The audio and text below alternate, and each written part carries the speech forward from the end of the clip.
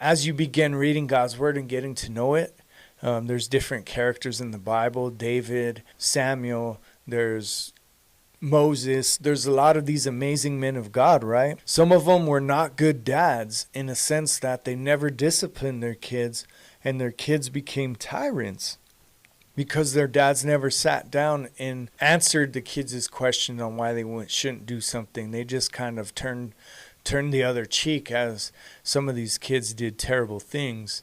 Eli and his sons, he was a priest back in the time after Moses, and his sons did terrible things to the people. They slept with the ladies in the door.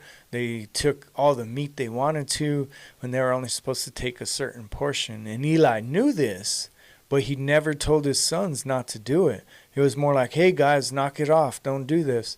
What he should have done is fired them, pulled them aside, and reprimanded them. So make sure that you discipline your children. But do it. There's a right way to do it and there's a wrong way. Don't do it out of anger. Do it out of a teaching moment to show them where they're wrong and why we don't do these things.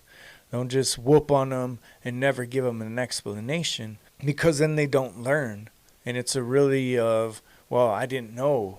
And they really didn't know because you didn't take the time to teach them. So we discipline them with God's grace. And we also show them that there's consequences to terrible actions in our life if you don't discipline them. And I don't have to tell any of you out there, you know how sin works.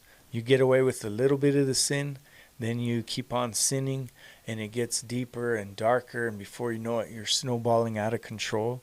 It's the same with our children. If we don't discipline them, then they don't think they're doing anything wrong, and they continue to go on and on and on, and before you know it, they're in prison, and they have a life sentence. And there's nothing you can do for it because you should have corrected at a younger age. So dads, that's why we're important to our homes. We bring structure and discipline. Our wives bring the grace and the mercy into the relationship. When you have both of those working together, your home will be unstoppable.